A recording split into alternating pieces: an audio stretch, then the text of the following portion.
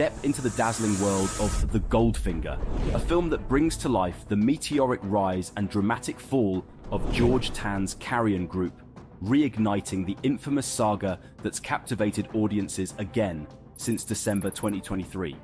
The Carrian case stands as one of the largest and most significant financial frauds in the history of Hong Kong and Malaysia.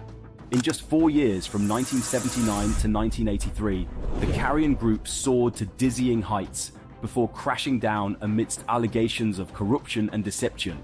These unscrupulous practices painted a falsely rosy picture of the company, influencing the Hong Kong stock market with its fleeting yet explosive presence.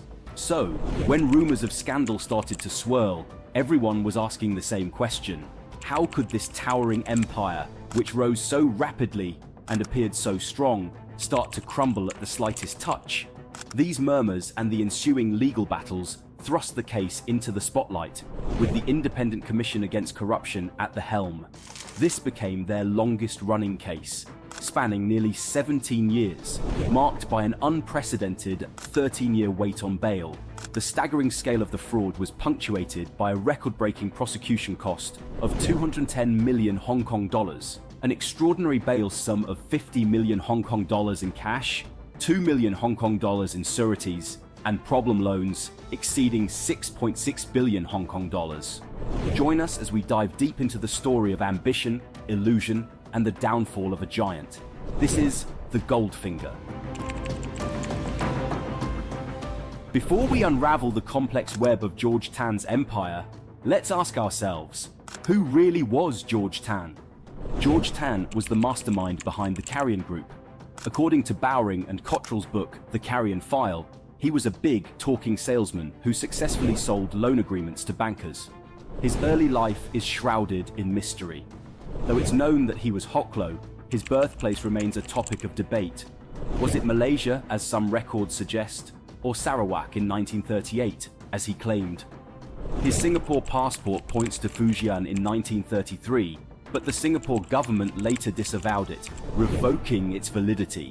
His international intrigue didn't end there. Upon his arrest in the 1980s, authorities uncovered Paraguayan and Tongan passports among his possessions. Later in his life, George went off to the United Kingdom to study, making his way into the engineering world after graduating from the University of London. Looked like he was on a path to success, but not everything was as it seemed. Tan worked in Singapore and Malaysia in the 1960s. Before being declared bankrupt in Singapore, he had a small construction company, Jin Corporation. It was supposed to be about building and creating. However, things rapidly deteriorated. His businesses failed, and he ended up bankrupt. But he did not give up yet. And if that makes you expect a motivational story, you are in for a disappointment. It was the exact opposite. After his early business failures, George seemed to receive a clear message. The straight and narrow was not his path. Instead, he sought the road less traveled, a path lined with shortcuts that led him into the shadows. By 1972, George had made his way to Hong Kong on a short-term visa and secured a job with EDA Investments of the famous Chung's family under Carrian Group. In a bold move during a property market slump, he partnered with Chung Ching Man in 1975 to purchase a plot of land for 2.5 million Hong Kong dollars, the site where the Hong Kong Sanatorium Hospital now stands. A year later, they flipped the property to the Hong Kong government for 6.2 million Hong Kong dollars, netting a substantial profit and setting the tone for George's unconventional approach to business. George's ambition soon led him to establish the Carrian brand, starting with Tak Li Sang Investment Limited in 1975, with Chung Ching Man as major investor, and then Carrian Pest Specialist Limited in 1976. He laid the foundations for what would become the Carrian Group. The subsequent year, in 1977, saw the establishment of Carrian Group. By 1978, additional companies were set up under Carrian Holdings Limited, where he assumed the role of the group chairman. Rumors suggest that the name Carrian was inspired by his assistant, Carrie Wu, who eventually rose to become a director of the growing enterprise. At its peak, the Carrian Group encompassed around 200 subsidiaries. This year, George Tan made a significant move by acquiring 30 small sites in Yuen Long, Hong Kong, and investing 18.5 million Hong Kong dollars in land for his residence. Tan's dealings also involved obtaining a 60 million Hong Kong dollars loan from Bumiputra Malaysia Finance, BMF, through unconventional means. Interestingly, rumors swirled around George Tan's flamboyant lifestyle, including tales of him generously gifting Rolls-Royce to friends and associates, one of which went to Ibrahim Jafar, the general manager of BMF and the chief representative of BBMB, who was responsible for the daily operations of BMF. However, he was also appointed as the general manager of Knife and Dagger in 1979, a company owned by George Tan and Carrie Wu. Not only shares were given to Jafar, but also a Rolls-Royce for personal use. One of the loans granted by Wing Lung Bank to Carrian was guaranteed by Knife and Dagger. These extravagant gesture and controversial practices, which were a hallmark of his extravagant persona. Ahmad Nuruddin, Auditor General of New Straits Times, mentioned in his report, Tan would make a grand entrance at Hong Kong's plush hotel parties organized by him. Flanked with a bevy of gorgeous women at past midnight when most of the bank officials were drunk, he would clinch the deals.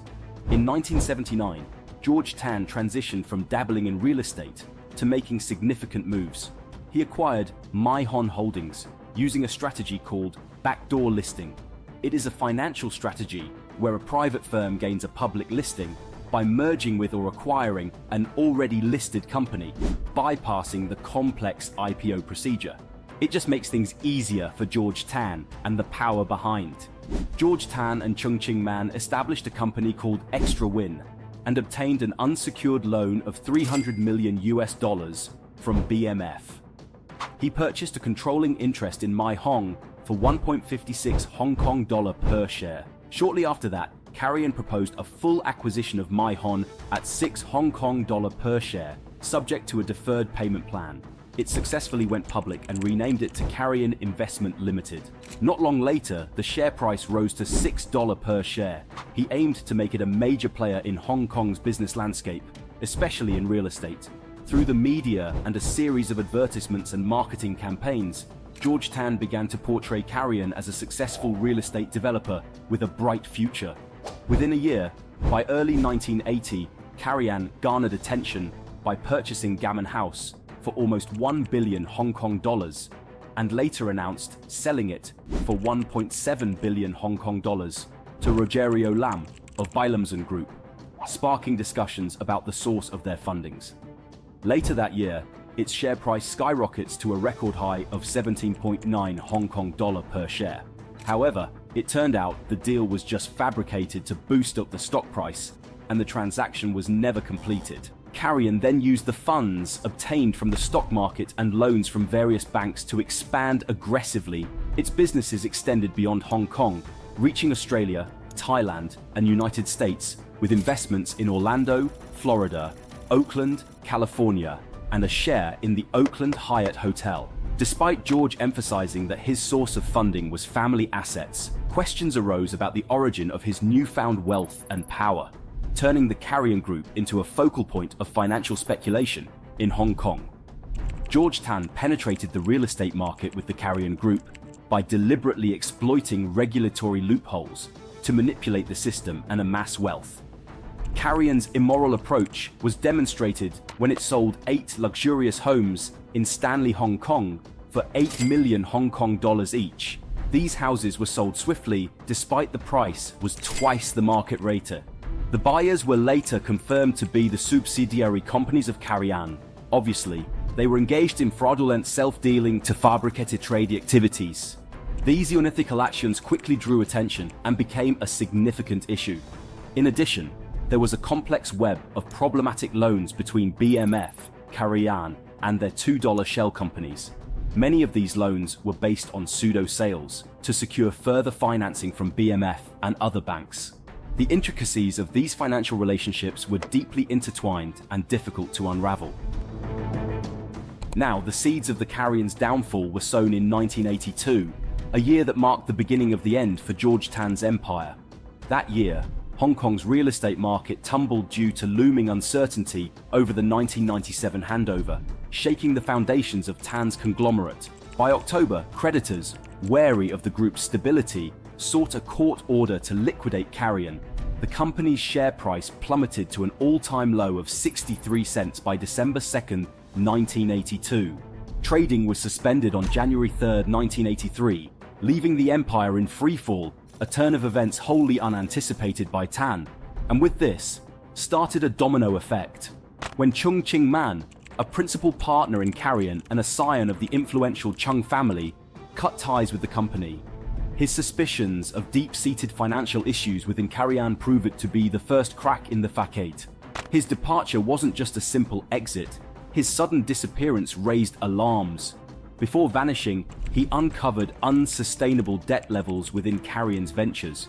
In an attempt to buy Chung's silence, Tan offered a substantial severance package, a clear sign of desperation to conceal the group's dire financial situation. Chung's exit and the subsequent revelation of Carrian's precarious financial health came as a shock for the company. And the interesting thing here is that he didn't just walk out, he disappeared and was never seen again.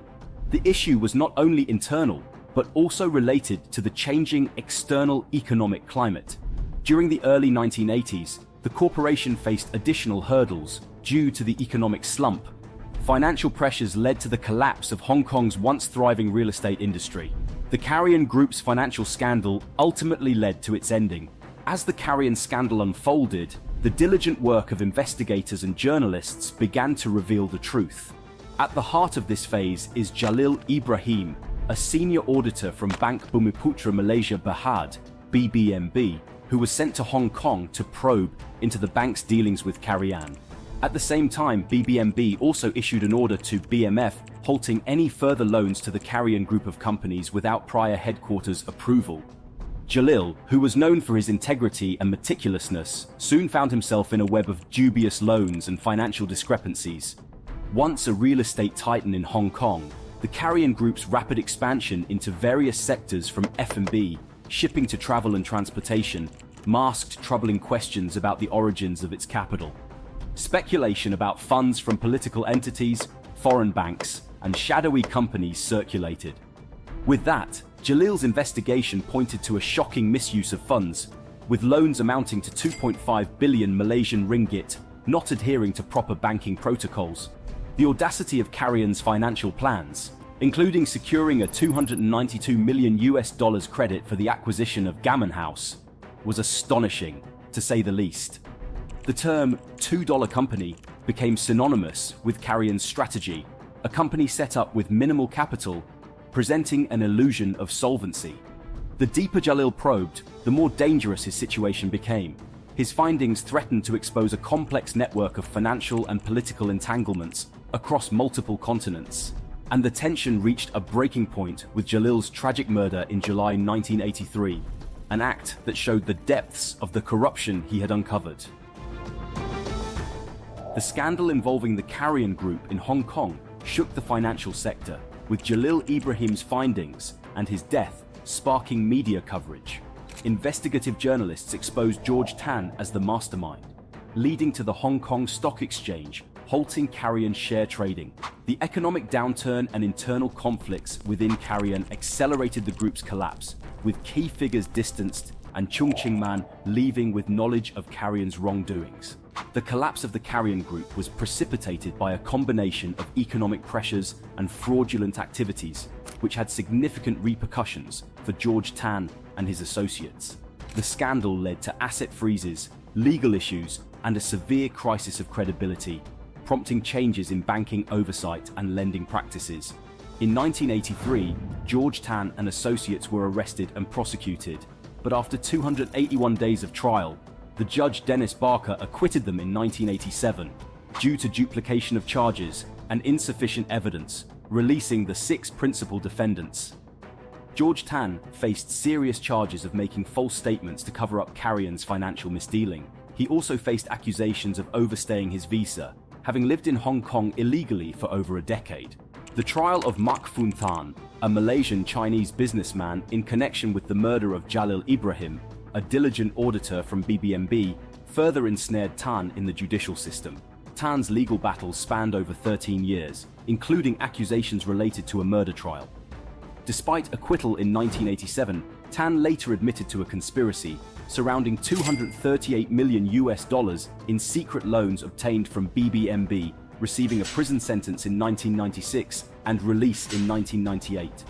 After being released, Tan was later involved in a legal dispute with Rogerio Lam over 5 antiques from the Song and Qing dynasties that were lent to Tan in the 1980s. Tan was declared bankrupt and still lived comfortably with his family in Clearwater Bay, Hong Kong.